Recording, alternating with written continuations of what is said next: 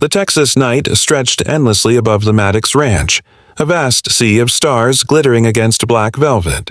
The sound of crickets echoed in the tall grass, and the old windmill creaked softly as the breeze shifted from the west.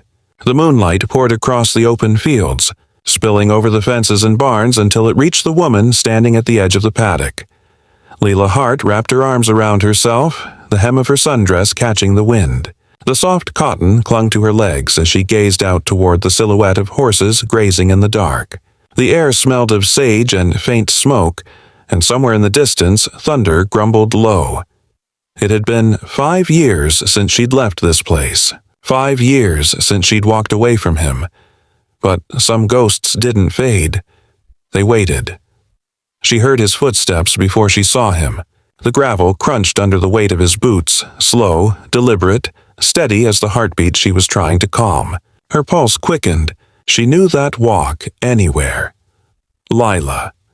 Her name on his tongue was like a spark to dry timber. She turned, and there he was, Cole Maddox framed in the golden light spilling from the barn doors behind him. His hat sat low, the shadow cutting across his sharp jaw. His shirt was open at the collar, sleeves rolled to his elbows. Dust smudged into the folds. Even in the darkness, his eyes burned through her, that same molten look that used to undo her completely. "You shouldn't be out here alone," he said. His voice was deep, rough, and it carried that soft drawl that made her chest tighten. "I'm not trespassing," she replied, forcing a small smile. "Still remember how to walk your fences, that's all." "You always did have a hard time staying where you belong," he said quietly, stepping closer. "Where I belong?" She echoed, a hint of challenge in her voice. "That's rich, coming from the man who told me to leave." The words hit him square, but he didn't flinch. The silence between them thickened until the only sound was the wind pressing through the grass. "I didn't tell you to leave," he said finally, his tone lower now, quieter. "You ran before I could stop you." Lila's breath caught, anger and heartbreak swirling in the same breath. "I ran because you wouldn't fight for me, Cole.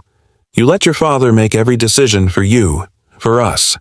You were so damn proud of being a Maddox that you forgot how to be human." His jaw tightened. The old pain in his chest stirred, that wound that never quite healed. "You think I forgot?" he said, stepping closer. "You think there's a day I don't see your truck disappearing down that road when I close my eyes?" Her throat constricted. "Don't." He was right in front of her now, the air thick with tension. The scent of leather and cedar surrounded her, pulling her back to every night they'd spent under this same sky. "You're shaking," he murmured, his hand reaching up to brush a loose strand of hair from her cheek. His fingers lingered against her skin. "I'm not afraid," she whispered. "I didn't say you were." His thumb traced the corner of her mouth. The simple touch sent a rush through her body, memory and longing colliding until she could barely breathe. She wanted to step back, to build a wall between them again, but she couldn't. "Cole, people are still inside," she said, her voice trembling. "If they see us, I don't care." His voice came out husky, raw. "Not tonight," her heart skipped. The rain started in a light drizzle, pattering against the wooden rails beside them. He didn't move. He just stared at her, the distance between them fading like smoke. "Why now?" she asked. "Why come after me tonight of all nights?" "Because I saw you," he said. "Standing out here like you used to, like nothing's changed. And I realized, hell, everything's changed except the way I look at you." The words hit deep. Lila felt her chest ache in the way only old love can hurt. "Cole, don't do this," she whispered. "Don't say things you can't mean." He stepped forward until his boots touched the tips of her shoes. "I've been silent too long. I mean every damn word." Her lips parted to protest, but before she could speak, his hand slid to the small of her back, fingers pressing against the curve of her spine. He pulled her close, slowly, deliberately, like he was giving her a chance to stop him. But she didn't. She couldn't. He leaned down, his breath warm against her lips. "You're mine tonight," he whispered, the words trembling with restraint, with something deeper than want. Her pulse fluttered wildly. The world around them, the ranch, the rain, the night itself, seemed to vanish. There was only his breath, his touch, the heat radiating between them. Then he kissed her. It wasn't soft. It was the kind of kiss that carried years of unspoken words, of regret and memory and fire. Her hands found his shirt, clutching the fabric as though holding on to something slipping away. The kiss deepened, slow at first, then desperate, hungry, the taste of rain and dust and heartache blending into something that felt almost holy. When they finally broke apart, both were breathing hard. Rain slicked their hair, their clothes clinging to their skin. She searched his eyes and found the same storm that had always scared her, the intensity, the possessiveness, the love. "Cole," she said softly, "you can't just come back into my life like this." He smiled faintly, shaking his head. "I never left." "You did." She looked away, blinking against the rain. "You could have written." "I did," he said quietly. "Every week." "You just never answered," her heart twisted. She had never read a single letter. Not one. They'd sat in a box, unopened, because she'd been too afraid to hope. "I thought," she started, voice breaking. "I thought you'd moved on." He reached for her hand and pressed it against his chest. "Does that feel like a man who's moved on?" His heart thudded beneath her palm, strong and steady. "Every time I came out here alone, every night I looked at this sky, I was waiting for you." Tears mingled with rain on her cheeks. "Why didn't you come for me?" "Because you deserved more than a man still chained to his father's mistakes." His voice cracked. "I had to build something that was mine before I could ask you to come back." "And now?" She whispered, "Now I've got everything. Except you." The thunder rolled again, closer this time, but neither moved. He brushed his thumb across her cheek, his touch soft now, reverent.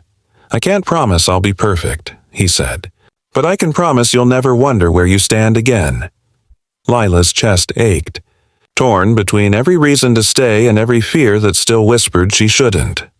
"Cole," she said softly, "you break me every time you look at me like that." "Then let me spend the rest of my life fixing what I broke," he replied. His voice low, trembling. The rain came harder now, silver sheets falling around them, blurring the world into a mist of sound and light.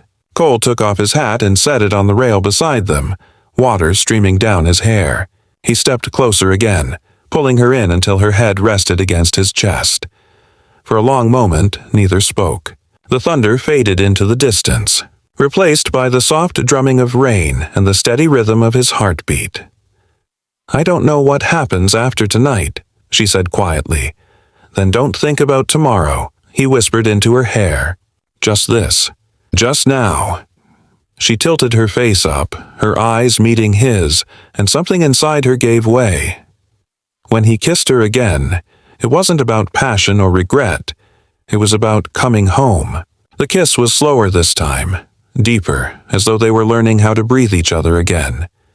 He held her close, his fingers threading through her rain-soaked hair, his breath catching when she whispered his name against his mouth. When they finally pulled apart, lightning flickered across the horizon, casting them both in silver light. "You can leave at sunrise if you still want to," Cole said softly, his forehead pressed to hers. "But tonight, you're mine." Her eyes closed. For once, she didn't run. The storm raged on, but neither of them cared.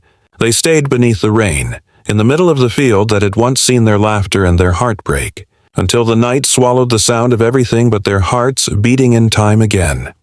And as the wind howled and the rain danced over the land, Lila realized that sometimes love doesn't die. It just waits for the right night to be reborn.